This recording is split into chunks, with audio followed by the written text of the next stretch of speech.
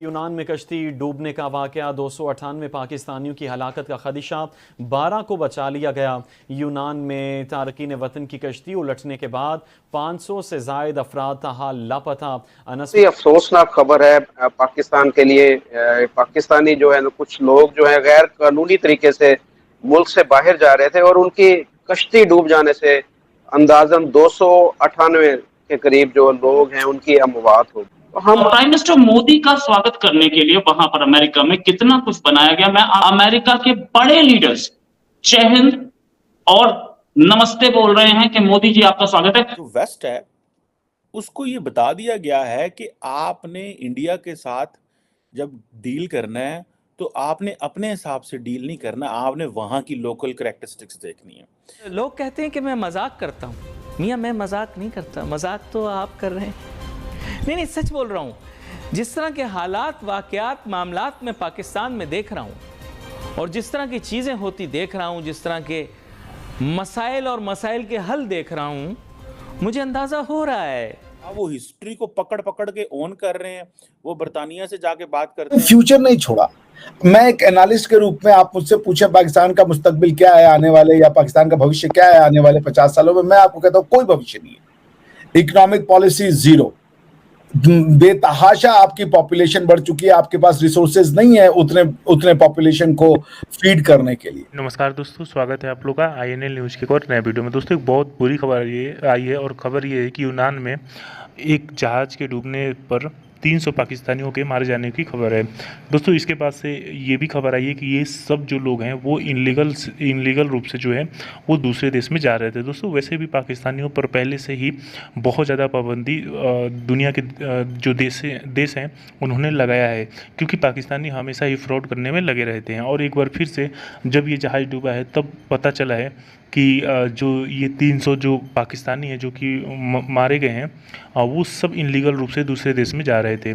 दोस्तों एक तरफ जहां ये सब चीज़ें दिख रही है, वही दूसरी तरफ नरेंद्र मोदी जी का जो अमेरिका का दौरा है, उसके पहले अमेरिका के ही कई बड़े नेताओं ने जय हिंद करके वीडियो बनाई है जो कि नरेंद्र मोदी जी के स्वागत में बनाया गया है। तो एक तरफ पाकिस्तान में जहां पर बुरी से बुरी खबरें आती हैं, वही दूसरी तरफ भारत में लगातार जो है वो अच्छी अच्छी खबरें आ रही हैं। और जिस तरीके से नरेंद्र मोदी जी का दौरा जो है वो पूरी दुनिया में एक बहुत बड़ी हेडलाइन बन चुकी है, उससे पाकिस्तान को काफ़ी ज़्यादा जलन है। क्योंकि शहबाज शरीफ भी अमेरिका का दौरा किया था, लेकिन किसी देश के जो फर्स्ट पेज है आर्टिकल्स के, उसमें शहबाज शरीफ को नहीं लिया था। लेकिन नरेंद्र मोदी जाने के कुछ ही दिन पहले से ही जो न्यूज़ है वो काफ़ी ज़्यादा नरेंद्र मोदी जी का जो अमेरिका का दौरा है उसको कवर कर रही है। तो चलिए वीडियो में चलते हैं, देखते हैं कि पाकिस्तानी मीडिया इस पर क्या बात कर। अच्छा सर, एक बहुत ही अफसोसनाक खबर है पाकिस्तान के लिए।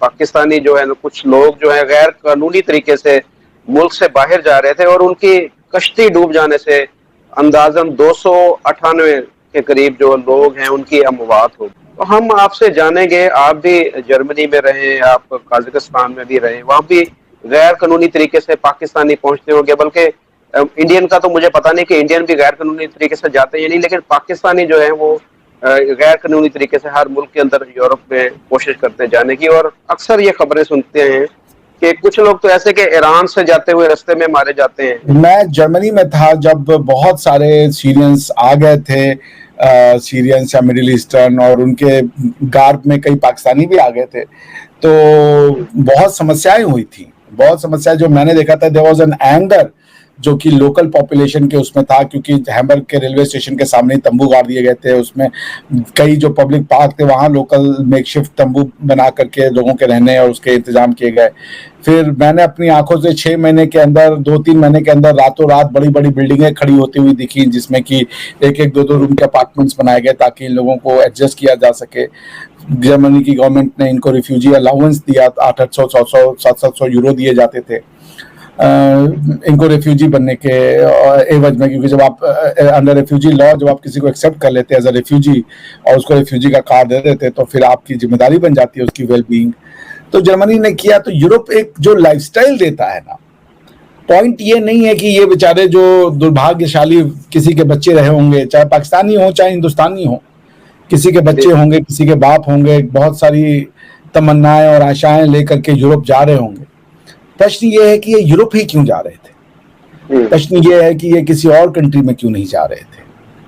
ऐसा क्या मिल जाता है उनको उस यूरोप में जिसमें जहां पे कि उनको लगता है कि एक बेटर लाइफस्टाइल है? हालांकि ऐसा होता नहीं है, क्योंकि मुझे पता है जब आप इस तरीके से लीगल घुसते हैं तो फिर आपका जो है बहुत ज्यादा एक्सप्लॉयटेशन किया जाता है एम्प्लॉयर्स के द्वारा, क्योंकि आपको जो गवर्नमेंट सैंक्शन वेजेस हैं वो तो मिल नहीं सकती। जैसे गवर्नमेंट सैंक्शन वेज है $10-11 यूरो पर घंटा, पर चूंकि आपके पास कोई डॉक्यूमेंट नहीं है प्रूव करने के लिए आप इलीगली आए हुए हो, तो सामने वाला जो आपका एम्प्लॉयर होता है उसको पैसे बचाने होते हैं, तो आपसे कहता है मैं आपको €5 पर घंटा दूंगा, काम करना है करो, नहीं करना है तो मत करो।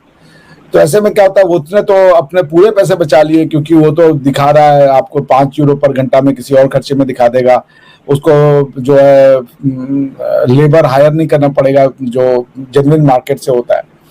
तो यूरोप के लिए भी एक फायदेमंद का एक फायदे का सौदा तो होता ही है। लेकिन पॉइंट ये है कि मैं वापस आऊंगा कि ये पाकिस्तान से ग्रीस क्यों जा रहे थे? ग्रीस से वो बिल्कुल यूरोप आते या दूसरी जगह पे जाते? ऐसा क्या है यूरोप में या फ्री वर्ल्ड में? वो सऊदीया क्यों नहीं जा रहे थे? वो कतर क्यों नहीं जा रहे थे? वो बहरीन क्यों नहीं जा रहे थे? यूरोप ही क्यों आ रहे थे? देखिए, इंसान जो माइग्रेशन है ना, वो इंसान करता है अच्छे जीवन की तलाश में, कहीं भी उसको अच्छे जीवन मिल जाए। और फिर जब इंसान को जीवन अच्छा मिलता है तो वो क्या पाकिस्तानी क्या इंडियन, वो अपनी जीवन की बेहतरी की हर जगह जाता है, उसको उसका हक बनता है।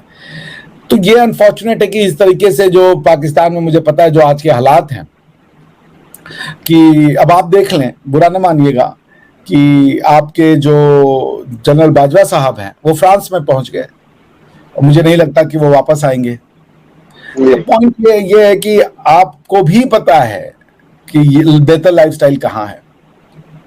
तो आपके मुल्क की जो गवर्नेंस है उसका मुझे पर्पस नहीं समझ में आता कि जब आपको बाहर ही जाना है, चाहे लीडर हो चाहे वो कोई भी ओहदे का आदमी हो, अल्टीमेटली जब उसको बाहर ही जाना है तो वो इस देश के साथ कर क्या रहा है, क्या पॉलिसी है, किस तरीके से इस देश को आप गवर्न कर रहे हो, इनके लोगों के लिए क्या अकाउंटेबिलिटी, कोई फ्यूचर नहीं छोड़ा।